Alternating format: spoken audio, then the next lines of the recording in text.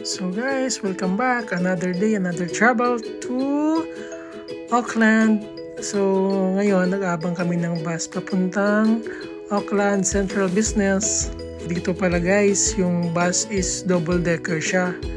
On time siya lagi, yung bus dito. Hindi siya nalilate. Diba? Linis ng kalsada.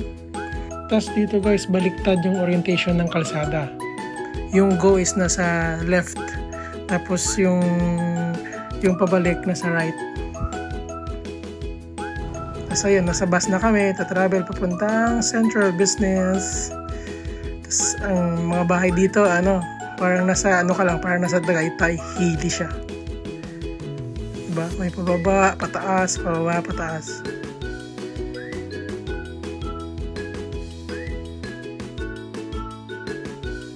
See, mga bahay. Ang cute na mga bahay.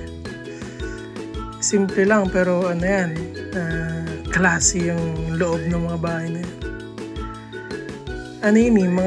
Mga tao dito para mayayaman yung tao dito sa part na to. St. John's.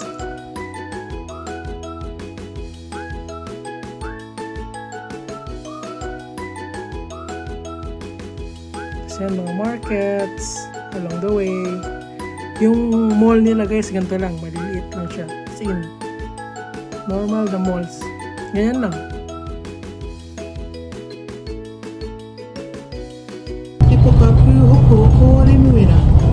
Remuera Shopping Center. Yung malls dito, nagsasara lang talaga. Exactly 5 or 5:30 lang pinaka-max nila. Yung mga yung mga supermarket, merong maximum 9 PM to 10 PM sila nagsasara. So ngayon, dito na kami sa CBD, Central Business na to. So yung pagbaba namin, ito yung binaba namin, parang park siya.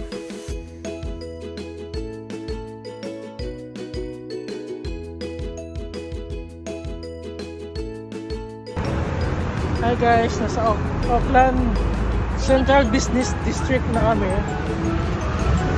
Daan muna kami ng simbahan. Silip kami ng simbahan nila.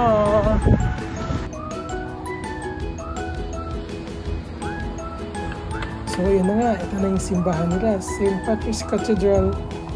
Ito po ay established noong 1842. Diba? Ang ganda pa rin. Yan. And ang galing videographer ko dyan.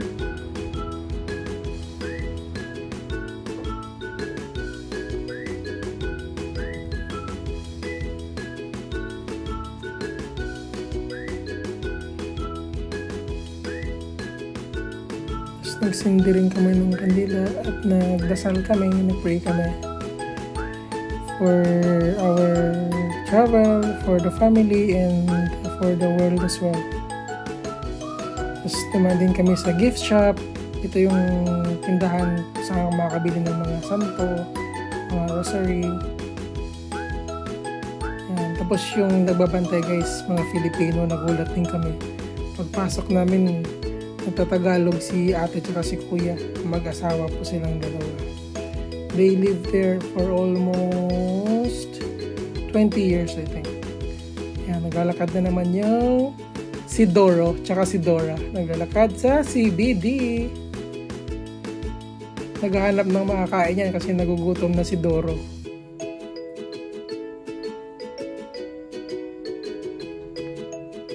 Tapos nakakatuwa pa dito yung stop, yung pinipindot bago ko tumawid. Tapos dito na naman kami sa harbor. Tawag mo dito is Viaduct Harbor. Yun.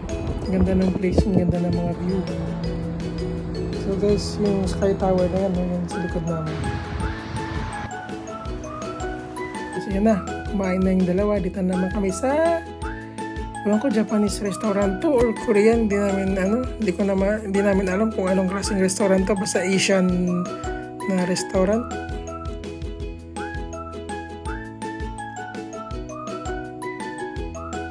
Yan, ang gutom na yan. Kahit nakangiti, gutom yan. Tapos ayan na, pauwi na kami, nasa bus na kami. Going back to St. John's. Ang ganda to, nasa taas kami, nasa double decker kami na bus. Sa pinaka front kami sa taas. Tapos yung driver ng bus namin, Pilipino, di ba? Meron din sa Auckland time parang University Belt. Yung lahat ng schools nandun siya sa place na yun. So guys, this is all for today. See you po sa next vlog namin sa Christchurch. Bye!